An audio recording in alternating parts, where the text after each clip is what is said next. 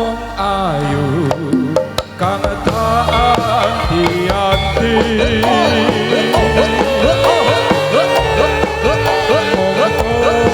kamu iso gawe ngombe atiku biyen nate janji tak ugemi ora bakal lali tur kelingan jroning ati saben caing bumi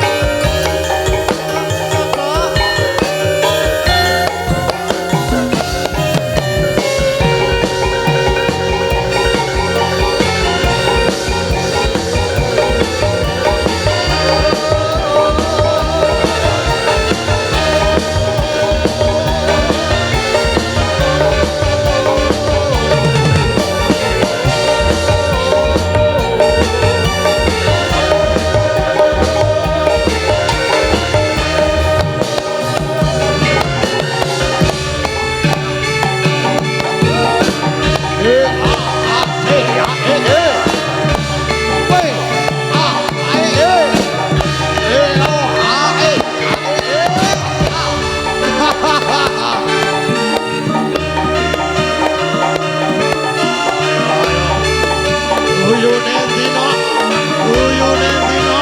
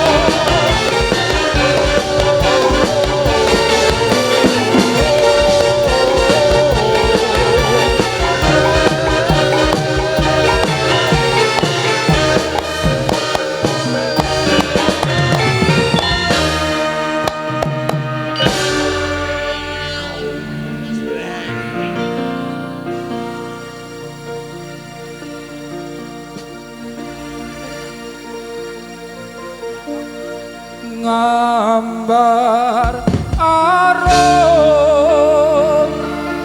tan kuciwa katon memanise sekar bekar lan melati rinonce katon dinolo kakak diane jagat katresna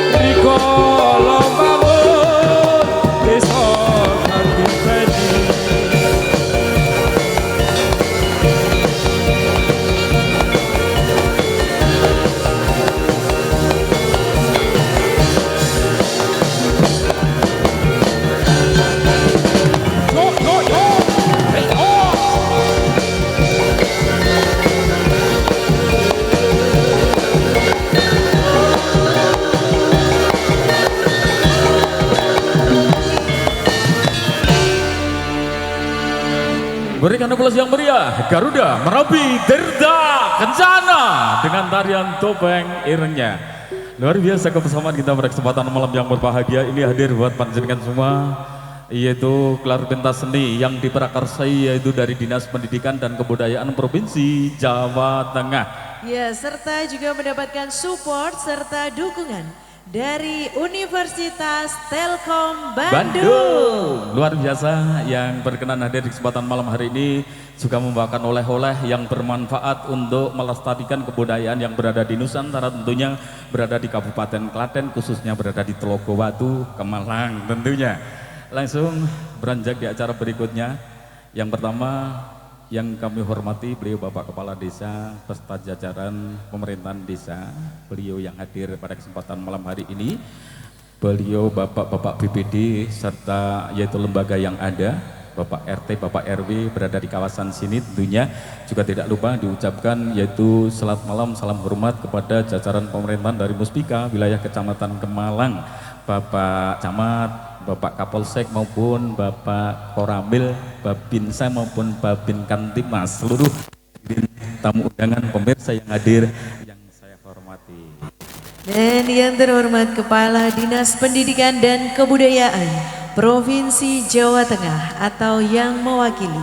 Dan yang kami hormati Bapak Dosen Dr. Sony Sadono MTM Hum bersama rombongan perwakilan dari Universitas Telkom Bandung dan seluruh tamu undangan serta para penonton yang telah hadir di Sanggar Seni Garuda Merapi Tirta Kencana. Wah, semakin semarak, semakin malam dan semakin hangat ya. Dengan suasana yang ceria, begitu spektakuler pada kesempatan malam hari ini, tidak berlama-lama tentunya segera menyaksikan kehebohan yaitu ulang tahun juga, bertepatan di ulang tahun Garuda Merapi Tirta Kencana yang ke-6. Seremonolnya nanti kita potong tumpeng, ngeten-ngeten niku. Segera beranjak di acara berikutnya yaitu sambutan dari jajaran pemerintahan desa Telogowatu, khusus kepada beliau Bapak Kepala Desa. Waktu dan tempat saya persilahkan dan berkenan mendampingi beliau yaitu dari Bapak Sri Raharjo, tokoh masyarakat Telogowatu. Yang kedua Bapak Purwono, tokoh seni, serta Bapak Lamijo Grandong selaku Ketua Karang Taruna Telogowatu. Untuk sambutan dari jajaran pemerintahan desa, beliau Bapak Suprat Widoyo. Waktu dan tempat kami persilahkan.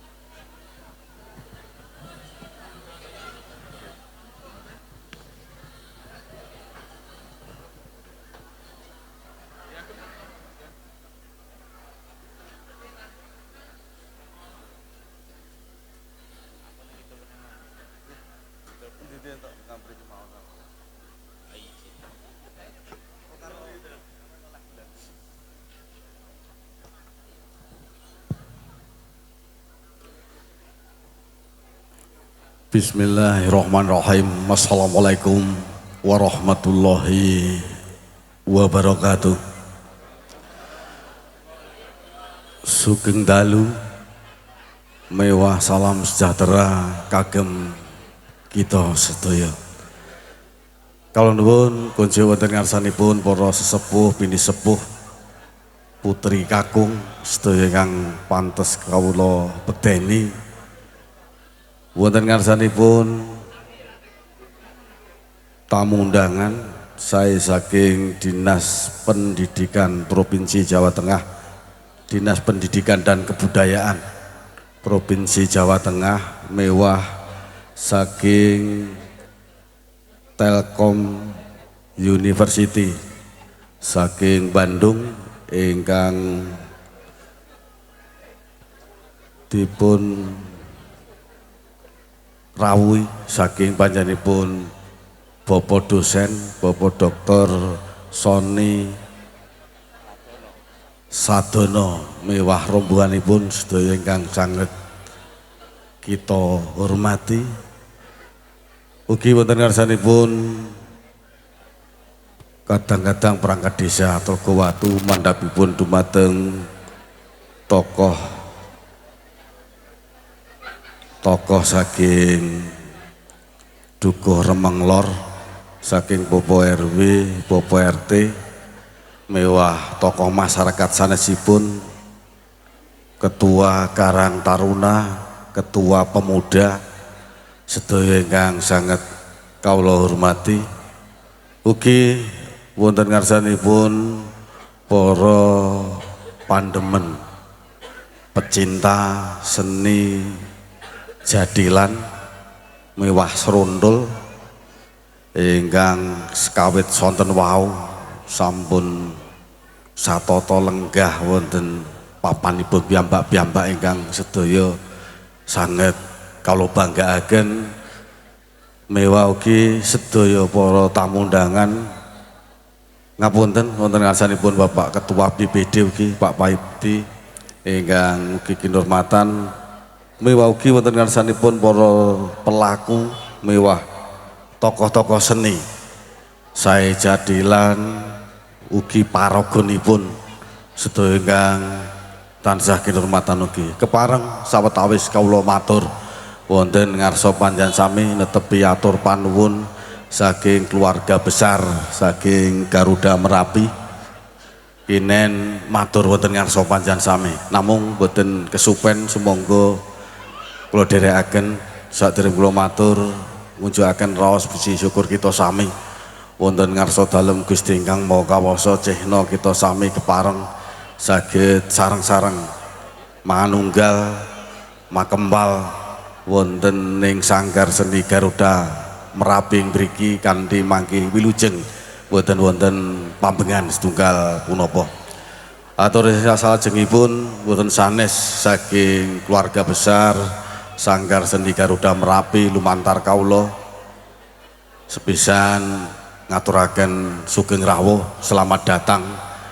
Saya dumateng jajaran saking Dinas Pendidikan dan Kebudayaan bilih sampun rawuh ugi saking Telkom University, mewah para tamu sedanipun kanthi panuman nyuwun pamunten mbok bilih saking kadang-kadang sanggar ingkang kapangarsa rayi kula Marsudi Kumbang nanggapi kerawan panjenengan wonten samu kawis bab ingkang boten ndadosaken sarjuning penggalih panjenengan kepara ndadosaken suwaning penggalih estu lumantar kula kadang-kadang Sanggar Seni Garuda Merapi nyuwun agunging pamunten ingkang sagengipun.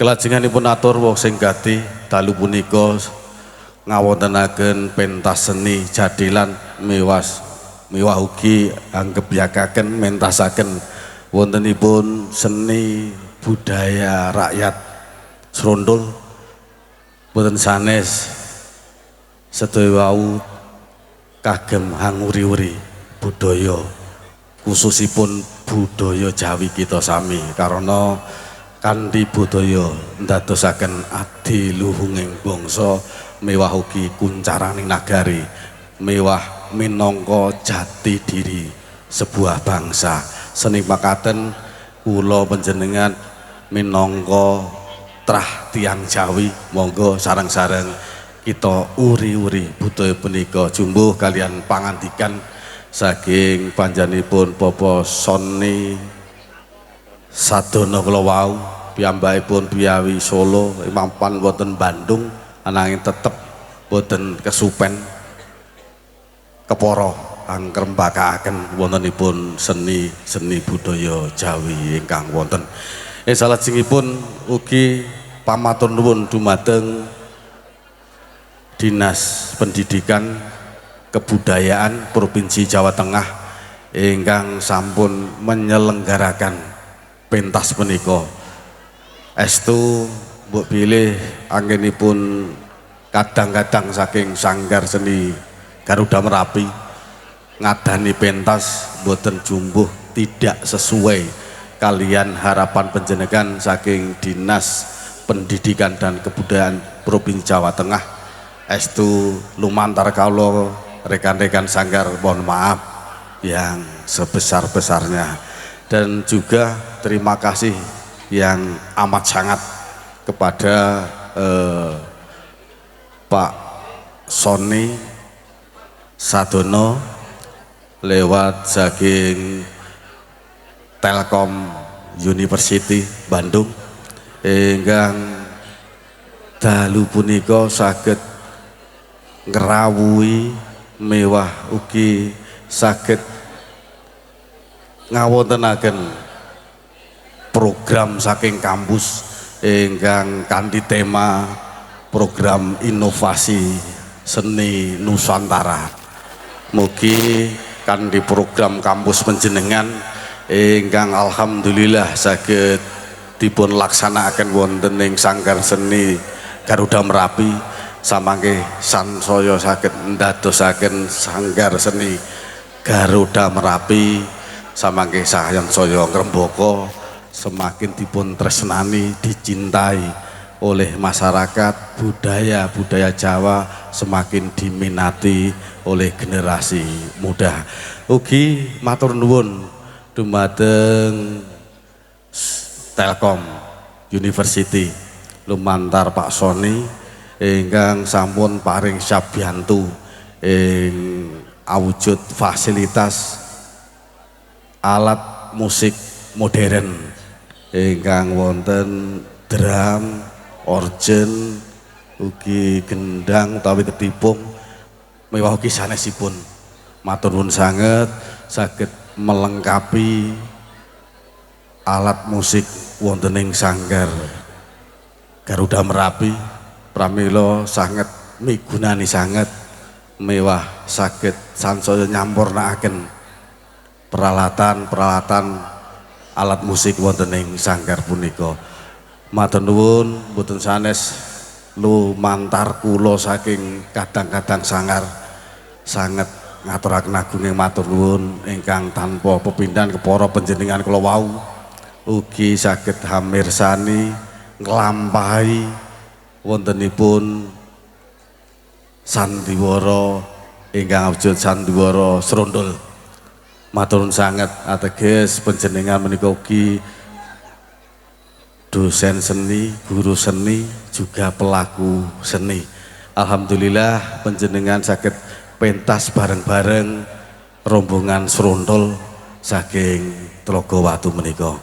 Bapak Ibu ingkang kinurmatan linangkung wonten ngarsanipun Dinas Pendidikan dan Kebudayaan Jawa Tengah mewah saking Telkom University Bandung bepilih mekaten anggen kalau saged matur netepi atur panuwun saking kadang kawula Kombang minangka sesepuhing saking Sanggar Seni Garuda Merapi kanthi panuwunan panjenengan lajengaken sekecaken anggenipun sami sedaya hamirsani samangke pentas seni jadilan Garuda Merapi ngantos paripurna. Salajengipun ugi nderek titip weling dumateng panjenengan, monggo sareng-sareng kita jagi keamanan, ketertiban wonten ing sak lebetingipun pentas punika wiwit awal dumagi akhir samangke. Mekaten atur saking kawula kirang langkungipun ingkang saged kawula aturaken estu kula nyuwun pangapunten ingkang saagengipun. Mekaten panutuping atur wassalamualaikum warahmatullahi wabarakatuh. Matur nuwun, matur nuwun.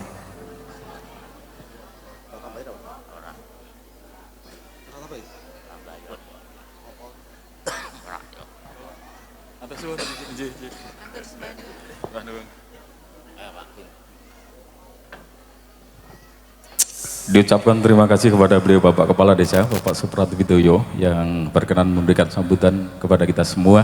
Hadirin tamu undangan, pemirsa yang hadir pada kesempatan malam hari ini yang berbahagia.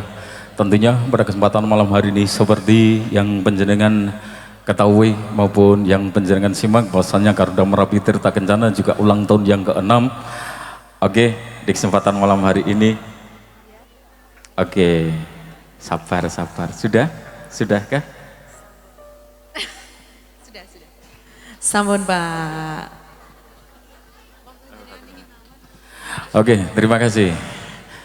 Hadirin tamu undangan pemirsa yang hadir pada kesempatan malam hari ini tentunya akan segera menyimak keseruan-keseruan kita di Garuda Merapi Tirta Kencana yang diprakarsai sekali lagi dari bersama Dinas Pendidikan dan Kebudayaan Provinsi Jawa Tengah, juga dari Telkom University yang memberikan program inovasi seni Nusantara. Kita hadirkan tarian berikutnya, satu lagu dulu.